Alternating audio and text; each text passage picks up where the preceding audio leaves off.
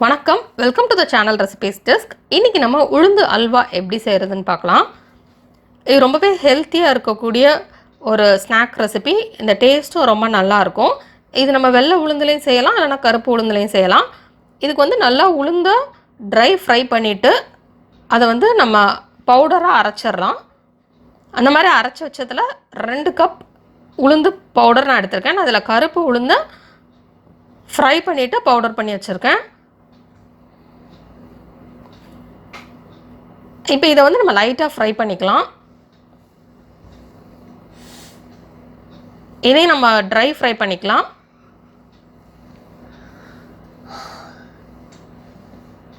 நல்லா லோ ஃப்ளேமில் வச்சு ஃப்ரை பண்ணிக்கலாம்.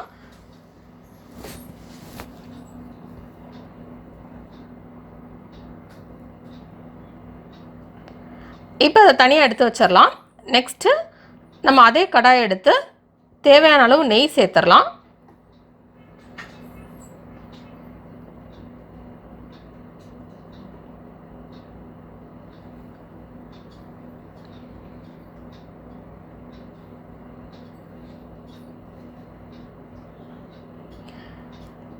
ஏழு டீஸ்பூன் நான் இதில் நெய் சேர்த்துருக்கேன். நீங்கள் எவ்வளோ தேவையோ அவ்வளோ சேர்த்துக்கலாம். நெக்ஸ்ட் இதில் உடச்சி வச்சுருக்கிற முந்திரி பருப்பு சேர்த்துக்கலாம். இதுவும் நீங்கள் எவ்வளோ தேவையோ அவ்வளோ சேர்த்துக்கலாம். சேர்த்துட்டு இதை லேசாக ஃப்ரை பண்ணிடலாம். இது லைட்டாக ஃப்ரை ஆனால் போதும்.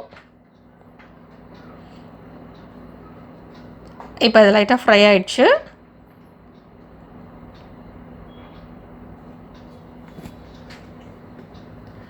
இப்போ இதில் நம்ம ட்ரை ஃப்ரை பண்ணி வச்சுருந்தா அந்த உளுந்து பொடியை வந்து நம்ம தண்ணி சேர்த்து மிக்ஸ் பண்ணிடலாம். நல்லா அதை வந்து கட்டி இல்லாமல் நம்ம வந்து இந்த மாதிரி தண்ணி சேர்த்து மிக்ஸ் பண்ணி வச்சுட்டு அதை அப்படியே உள்ளே சேர்த்துடலாம்.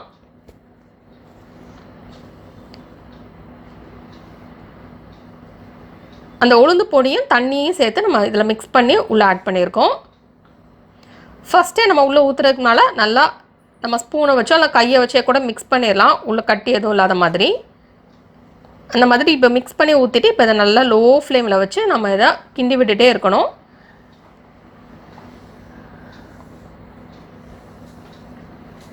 நம்ம ஹை ஃப்ளேமில் வச்சோன்னா டக்குன்னு கட்டி கட்டியாக இருக்கும். அதுக்கப்புறம் டேஸ்ட் நல்லா இருக்காது. அதனால் நல்லா லோ ஃப்ளேமில் வச்சு நம்ம இந்த மாதிரி மிக்ஸ் பண்ணி விட்டுட்டே இருக்கலாம்.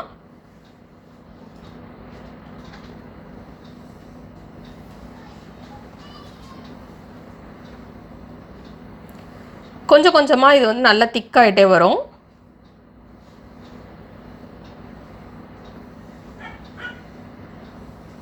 அப்பப்போ தேவையான அளவு நெய் சேர்த்துக்கலாம். அடி பிடிக்கிற மாதிரி இருந்தது அப்படின்னா கொஞ்சம் கொஞ்சம் நெய் சேர்த்து நம்ம மிக்ஸ் பண்ணி விட்டுக்கலாம். இது லேசாக கட்டியாக ஆரம்பித்ததுக்கப்புறம் நம்ம இதில் கருப்பட்டி பாகு சேர்த்துடலாம். கருப்பட்டியை வந்து நல்லா தண்ணி சேர்த்து கொதிக்க விட்டு நம்ம பாகு மாதிரி எடுத்து வச்சுருக்கத 2 கப் சேர்த்துக்கலாம். நீங்கள் எவ்வளோ உளுந்து மாவு சேர்த்திங்களோ அதுக்கு ஈக்குவலாக நம்ம சேர்த்துக்கலாம். நல்ல இனிப்பாக வேணும் அப்படிங்கிறவங்க கூடுதலாக 1/4 கப்லேருந்து 1/2 கப் வரைக்கும் சேர்த்துக்கலாம். இந்த கருப்பட்டி பாகு எப்படி செஞ்சு வீட்டில் ஸ்டோர் பண்ணி வைக்கணும் ரொம்ப நாளைக்கு அப்படின்னு தெரிஞ்சுக்கணுன்னா நான் கீழே டிஸ்கிரிப்ஷன் பாக்ஸில் லிங்க் கொடுக்குறேன். நீங்கள் அதை பார்த்து தெரிஞ்சுக்கோங்க. இந்த மாதிரி நம்ம செஞ்சு ஃப்ரிட்ஜில் ஸ்டோர் பண்ணி வச்சிட்டோம் அப்படின்னா கருப்பட்டி வந்து சீசன் இல்லாத டைமில் கூட நம்ம எடுத்து யூஸ் பண்ணிக்கலாம். இப்போ இதில் தேவைக்கேற்ற மாதிரி கொஞ்சம் கொஞ்சமாக நெய் சேர்த்து நம்ம வந்து இதை கிண்டி விட்டுட்டே இருக்கலாம்.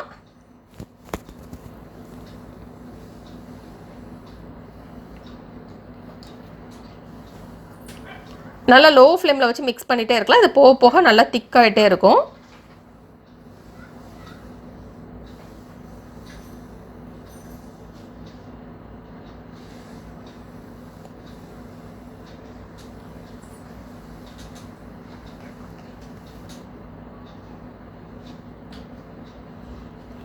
தேவைக்கேற்ற மாதிரி நீங்கள் அப்பப்போ நெய் சேர்த்துக்கோங்க.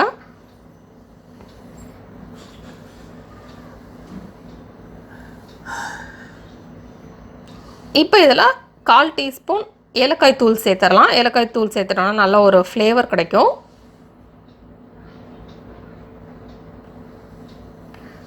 இப்போ இதை மிக்ஸ் பண்ணிவிட்டு நம்ம திருப்பி நல்லா இதை கிண்டி விட்டுட்டே இருக்கலாம். நல்ல ஒரு அல்வா கன்சிஸ்டன்சி வரட்டும், அது வரைக்கும் நம்ம இதை கிண்டிக்கலாம். இது வந்து ரொம்ப ஹெல்த்தியான ஒரு ஸ்நாக். அதனால் நம்ம வந்து இந்த மாதிரி ஹெல்த்தியான மற்றும் டேஸ்டான ஸ்நாக்ஸ் வந்து கிட்ஸுக்கெலாம் செஞ்சு கொடுக்கலாம். இது நல்லா லோ ஃப்ளேமில் வச்சு நம்ம இதை கிண்டி விட்டுட்டே இருக்கலாம்.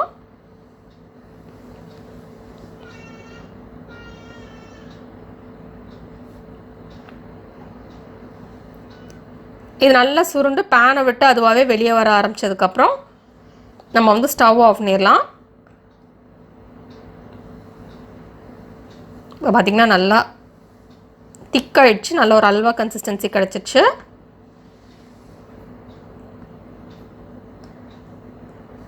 இப்போ நம்ம பேன் ஆஃப் பண்ணிடலாம். இப்போ நமக்கு சுவையான உளுந்து அல்வா ரெடி ஆயிடுச்சு.